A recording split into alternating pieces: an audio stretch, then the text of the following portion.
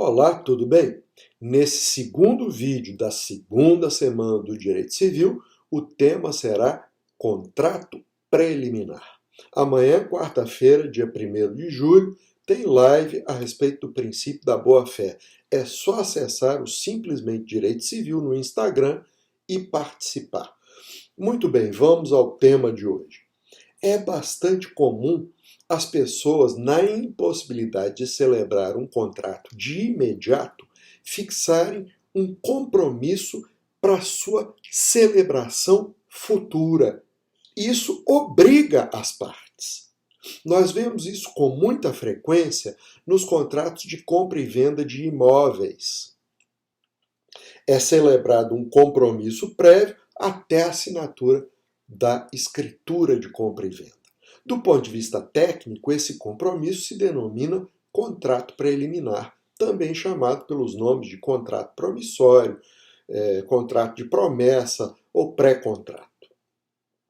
Na compra e venda de imóveis, como eu falei ainda há pouco, é muito comum a celebração desse contrato preliminar, denominado promessa de compra e venda, até o pagamento integral do preço, quando então se celebra o contrato definitivo, que deverá ter forma pública.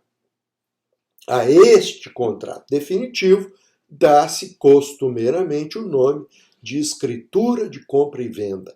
Essa escritura nada mais é do que o contrato definitivo, que por força de lei tem que ser celebrado de forma pública, ou seja, deve ser redigido pelo tabelião de notas. Daí se dizer coloquialmente escritura pública, ou seja, escrito público. Bem, nós podemos, a partir disso tudo, definir contrato preliminar como aquele por via do qual as partes se comprometem a celebrar mais tarde um outro contrato denominado principal ou definitivo.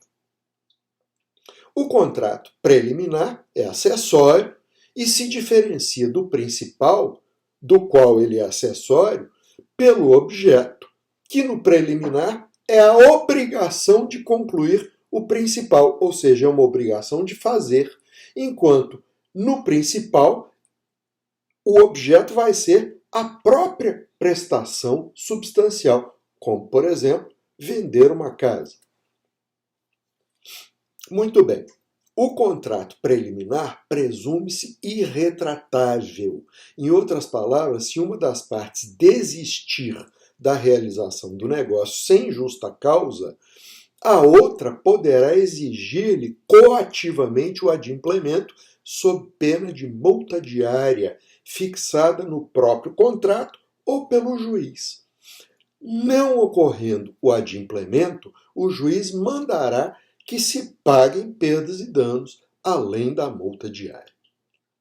Não será possível a execução específica do contrato preliminar se o objeto do contrato principal for a prestação de uma atividade, por exemplo, um serviço. Nesse caso, o Código de Processo Civil é que vai dar a solução. O credor pode requerer a imposição de uma multa diária para que o devedor celebre o contrato definitivo dentro de um certo prazo fixado pelo juiz. Caso o devedor continue inadimplente, ou seja, caso ainda assim continue a se recusar a celebrar o contrato definitivo, ou seja, a prestar o serviço, além da multa, deverá pagar uma indenização por perdas e danos. Bom, por outro lado, se a finalidade do contrato preliminar for a celebração de um contrato cujo objeto seja uma prestação de dar alguma coisa, o contrato poderá ser executado in natura como regra. Por exemplo, se eu contrato uma pessoa,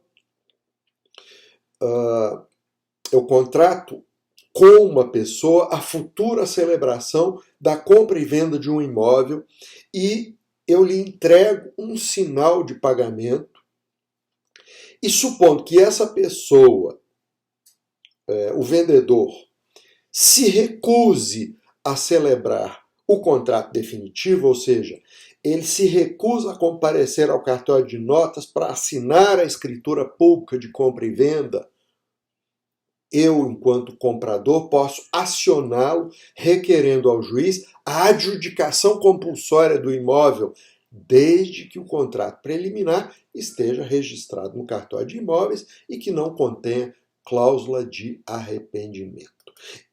Na verdade, esse registro no cartório de imóveis é só para efeito de oponibilidade contra terceiros, ok? Não é essencial o registro, não. Para opor o contrato contra o vendedor, ele não é essencial, não. É só para opô-lo contra terceiros. Bom, as partes podem incluir uma cláusula de arrependimento quando a desistência será permitida. Nesse caso, se já houver sido dado algum sinal e se a parte desistente for quem o houver dado, perdê-lo-á. Quem o houver recebido, restituí-lo-á, mais o equivalente. Por outros termos, se o sinal tiver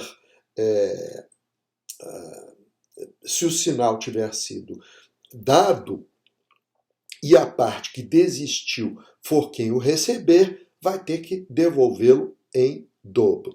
Se quem deu o sinal, perderá esse sinal. Ok? Bom, concluindo, o juiz só não obrigará o desistente a cumprir o contrato preliminar se realmente não for possível. Cumprir o contrato preliminar é celebrar o definitivo. O que vai dizer se é ou não possível a execução específica do contrato preliminar, ou seja, obrigar a parte recalcitrante a celebrar o contrato definitivo, é, antes de mais nada, o bom senso. Bem, por hoje é isso. Até amanhã.